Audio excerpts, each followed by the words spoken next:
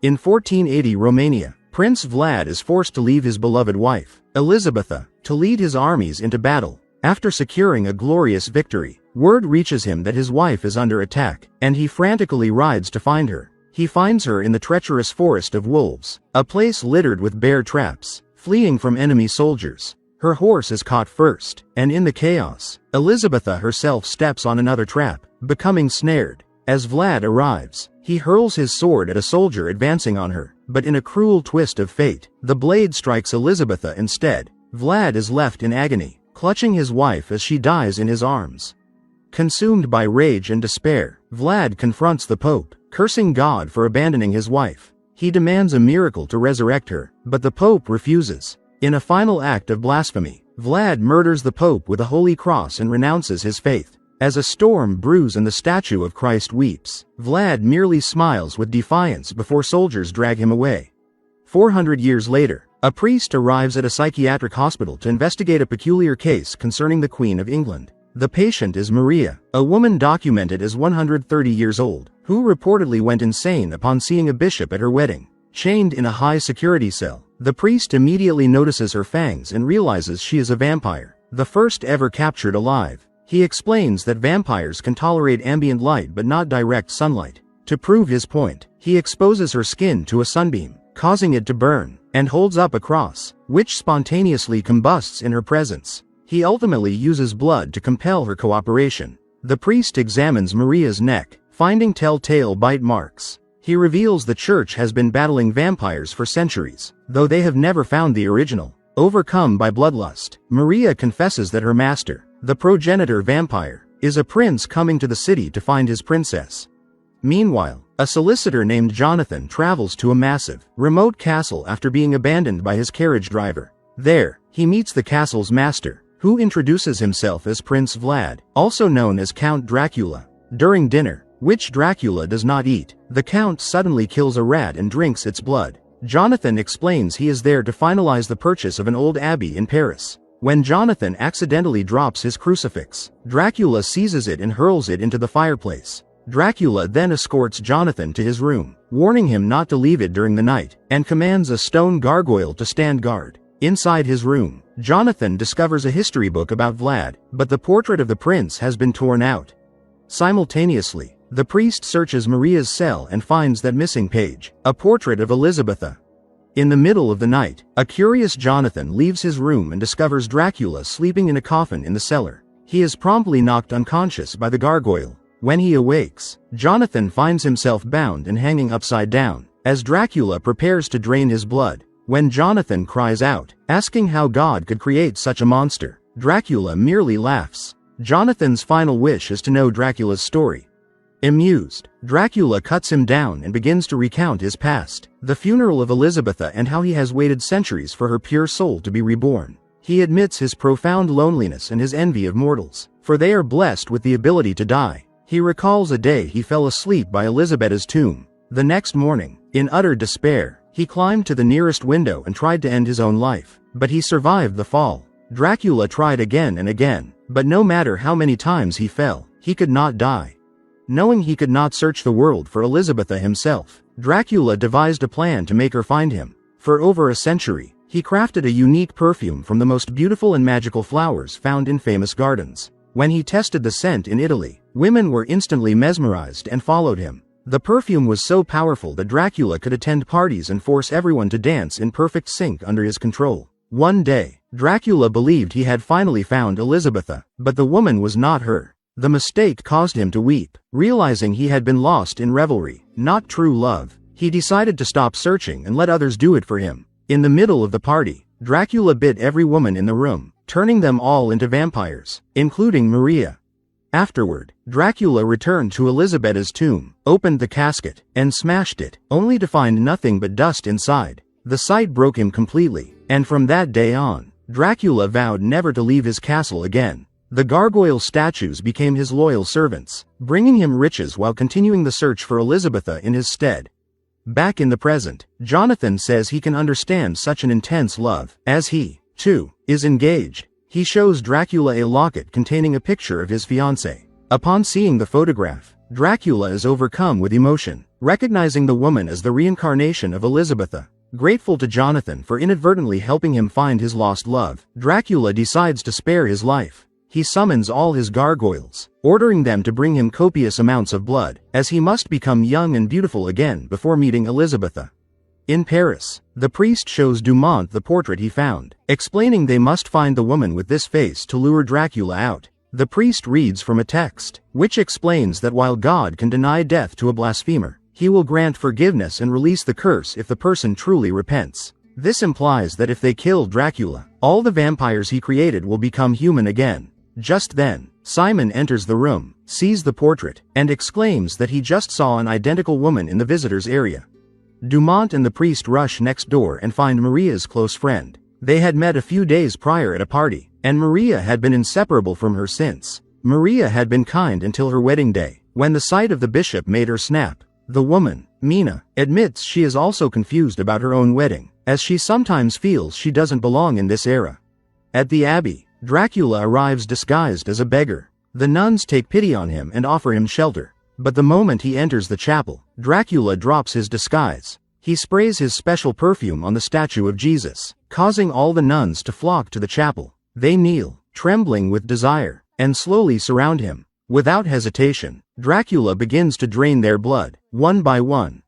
Back in the castle, Jonathan waits until he is unseen, then throws a blanket toward some tools to pull them closer and break his chains. When a gargoyle enters, it spots Jonathan climbing through the window. It immediately cuts the blanket, causing Jonathan to lose his grip, but he manages to cling to the wall. The gargoyles try to reach him through the crevices, but failing that, one uses an iron hook to strike him, knocking him loose. Jonathan tumbles down the snowy embankment and lands on a frozen lake. When one gargoyle lunges after him, the ice breaks, and it sinks into the water. Seeing this, the other creatures dare not advance. Jonathan scrambles away in a panic, desperate to escape. Some time later, a rejuvenated and healthy-looking Dracula arrives at the asylum. He uses his perfume to control Simon, forcing him to lead him to Maria's room. Maria tells him she has found Elizabetha, and Dracula rewards her by letting her feed on Simon. The next morning, the priest is studying when he finds a photograph of Vlad. He is then summoned to the hospital, where Dumont reports that Maria has vanished. Simon is found tied to the bed, having been turned into a vampire. The priest recognizes Simon's fangs and the strong scent of perfume on his clothes. As Dumont describes Maria's abductor, the priest realizes Mina is in grave danger. At her boarding house, Mina answers a knock and is stunned to see Maria, looking healthy and claiming Dumont has discharged her. Maria says she has a friend who is eager to meet Mina and tells her to change into nicer clothes. The two women go to a hotel, where Dracula is waiting. The moment he sees his wife's face again, Dracula is moved to tears. After paying her gentle compliments, he kisses her hand, which gives Mina a brief vision of the two of them together. Mina pulls her hand back, and she and Maria leave to attend a festival. Dracula follows them quietly as the two women enjoy the performances. Upon entering a haunted house, they are accidentally separated, and Mina gets lost. She screams when a fake skeleton startles her, and Dracula immediately appears to gently lead her out. At a shooting gallery, Dracula teaches Mina how to aim, and in his embrace, she experiences another flash of a distant memory. Afterward, Dracula invites them to his hotel room to rest while waiting for the fireworks. Mina and Dracula talk, and he hands her a small music box. As Dracula opens the lid, the familiar melody causes Mina to see images of her past life, as if she were Elizabetha. Terrified, she pulls her hand away and accuses Dracula of bewitching her. Dracula tries to explain about Elizabetha and his belief that her soul has been reborn, but Mina insists she is only Mina. The conversation ends as Dracula gives her the music box as a gift. Maria then pulls Mina away to watch the fireworks. At the end of the evening, Dracula escorts Mina home, leaving her with a radiant smile.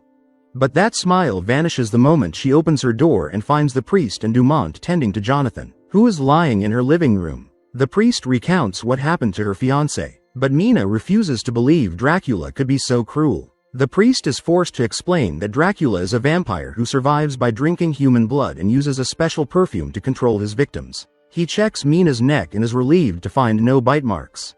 Mina flees to her room, crying in despair. In her distress, she opens the music box, and the visions of Elizabetha return. She is only startled out of it when Dracula appears beside her. Mina demands he leave, and as Dracula attempts to climb out the window, Mina mistakes it for a suicide attempt and rushes to stop him. She then accuses him of deceiving her, forcing Dracula to insist he never used the perfume to control her. To prove it, he throws the bottle into the fire. When Mina confronts him about drinking blood, Dracula admits it but promises she will never be his victim.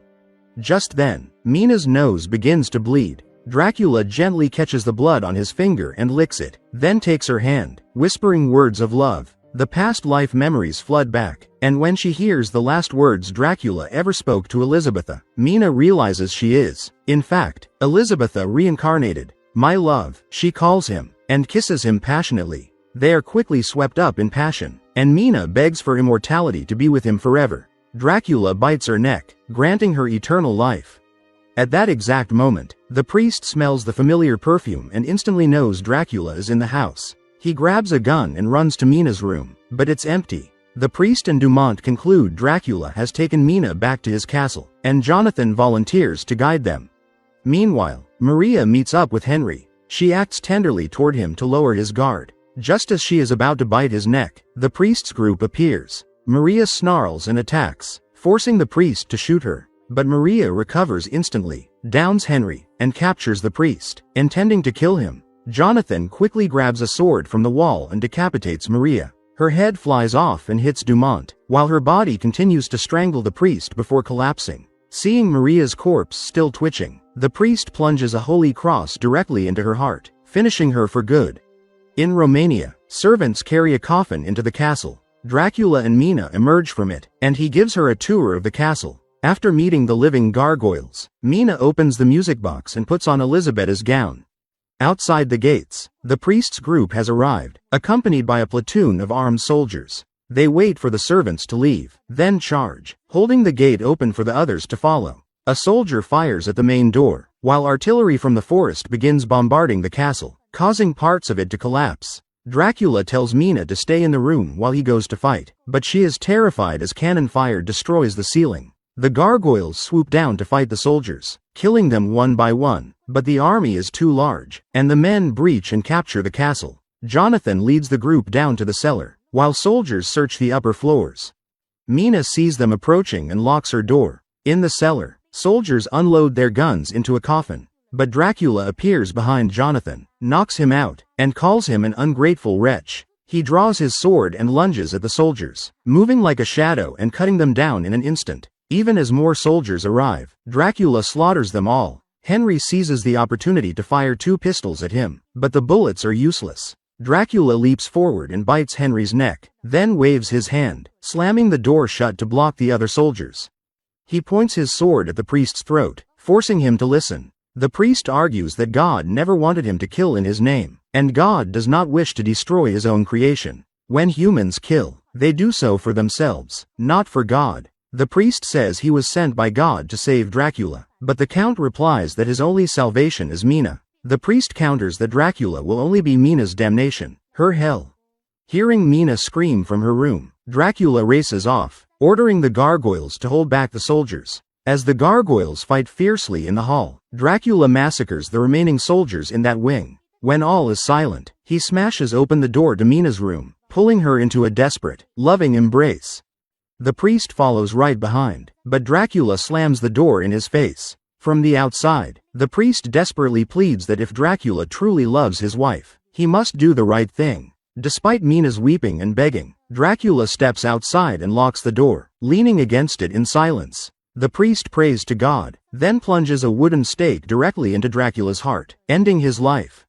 Afterward, Mina pulls Dracula's body into the room, where they share one final declaration of love before his body turns to ash. All the lights in the castle are extinguished, and the gargoyles transform back into human children. Jonathan arrives to find Mina crying over the ashes, which then rise and dissipate into the air. Realizing he has lost her love forever, Jonathan turns and walks away in silence.